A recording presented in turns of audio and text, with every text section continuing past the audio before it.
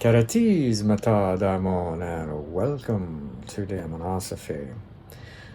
So, in my last episode, we talked about feeding the Kundalini. And this week, I want to continue that discussion and take it to the next level. Last time, we talked about the ways in which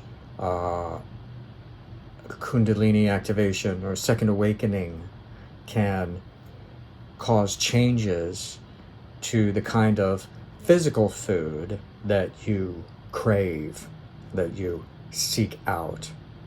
And this has to do with a higher perspective or intelligence that's activated within that begins leading this process of finding what foods to eat. Whereas before in your mechanical existence, you're led to eat food. What food you eat is either it's decided by someone else, it's decided by your parents, it's decided by authoritarian figures, it's decided by your friends, it's decided by propaganda, it's decided by big food, by what shit they have in the grocery stores or fast food or whatever.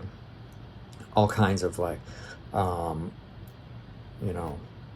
motivations that arise from personality. But when you start to activate, you start to get cues from a higher level that knows what the body wants. In a state of sleep, we don't really know what the body wants. We can't really know what the body wants because our existence is mostly in dreams and mostly subjective. So we just don't even know. So when we begin to cultivate an objective quality within ourselves that your sleeping state still is not going to understand it. It'll never understand it. It'll never comprehend it. The lower part of yourself really just needs to learn how to let go of having to know everything and control everything and allow this higher force to start managing the situation. Surrender to it in some sense.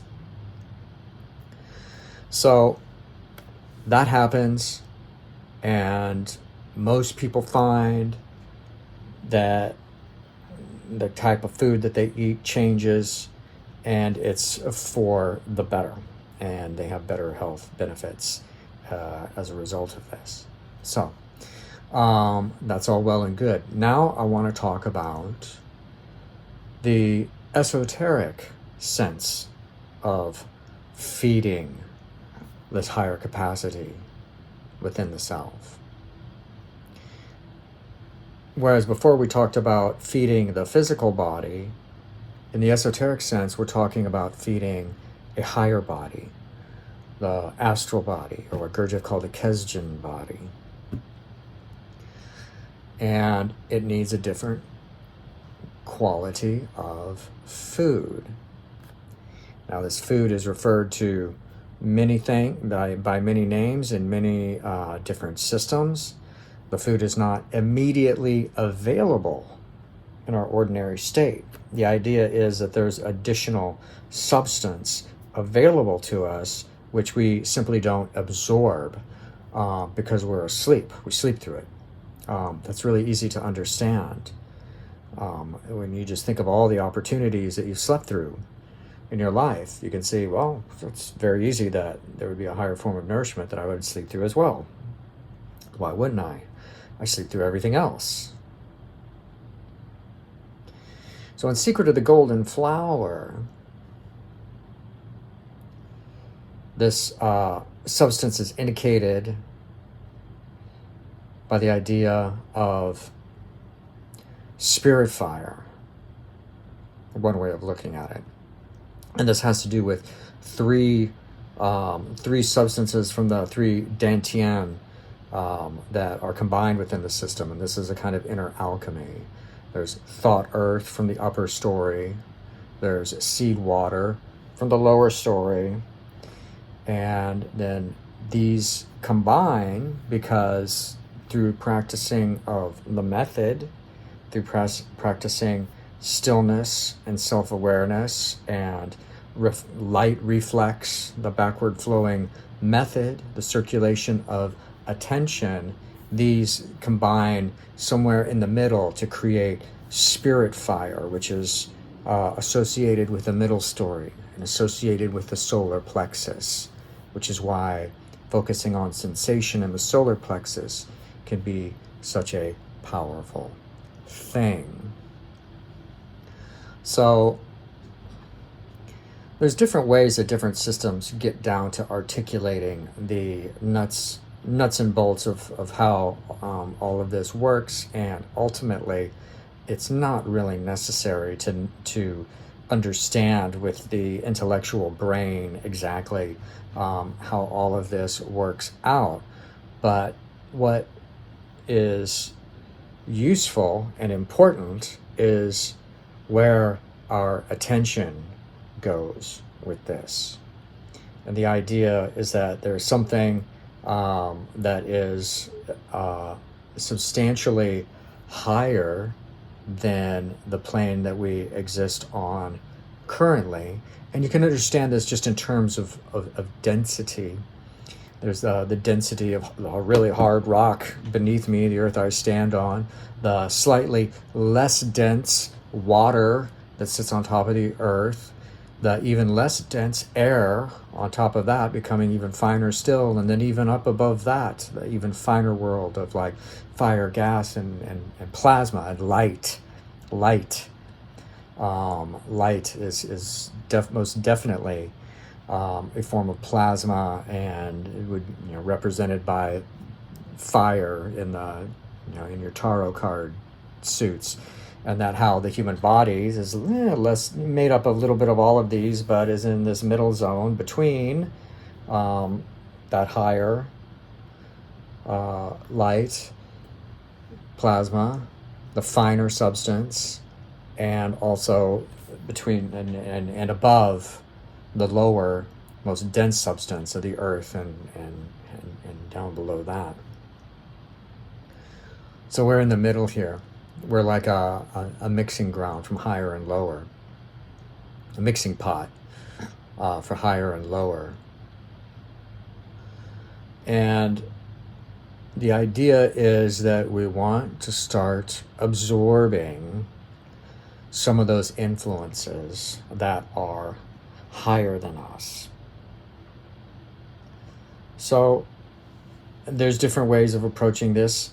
We begin with stillness and breath and inner attention, and often you find a focus on sensation in the back of the head, or we find the idea of focusing on for instance the crown chakra, seventh chakra, like either above the head or right on the top of the head, things like that help take our attention up to the idea that there's something else up there that we want to be able to open ourselves to. It appears again and again, the idea appears numerous times in the talks and writings of the Sanatan Dharma saints, and another place which I like to point out, that's all around us here in the West. It's been all around us all this time, is it's all over in the Bible. The esoteric interpretation, which has been lost, takes us back to this realization of the actual things that we can do, the actual process of creating something within us that cannot die by individually becoming ourselves sons of God or daughters of God. The word supersubstantial, which my ex-friend James Iacobus recently pointed out to me in the Douay Rhymes translation of the Bible, is still translated. They translated it as the word supersubstantial. Matthew 6:11, give us this day our supersubstantial bread.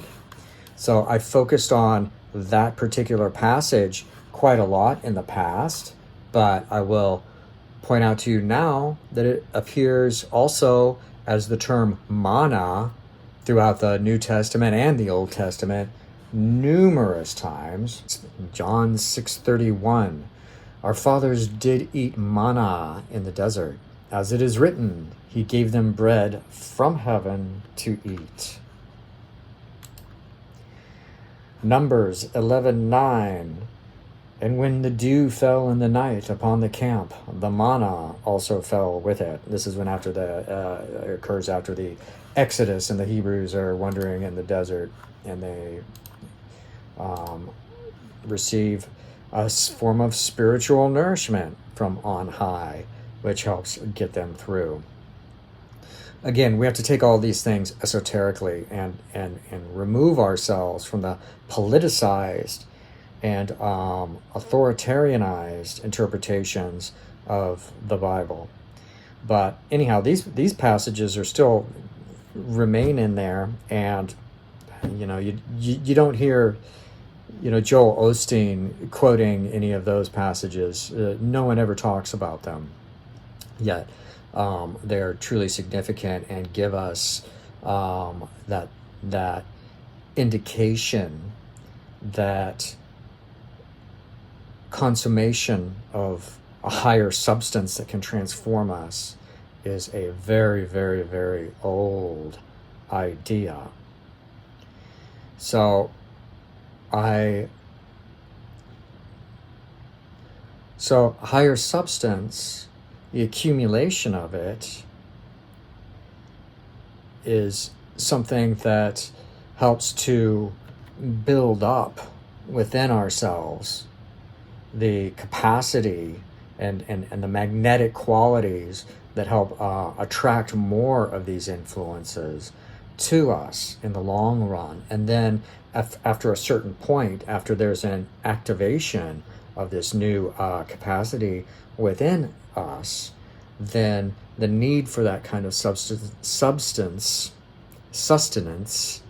becomes even greater in order to sustain that, which is why the continued practice of stillness and meditation and study of the super texts is still highly recommended, as well as observation of the self as you interact throughout life. And the more you practice stillness and understand what it feels like to be present, the more you're able to carry that over into ordinary life, and to be present in ordinary life, and to be available for what is offered to you in ordinary life.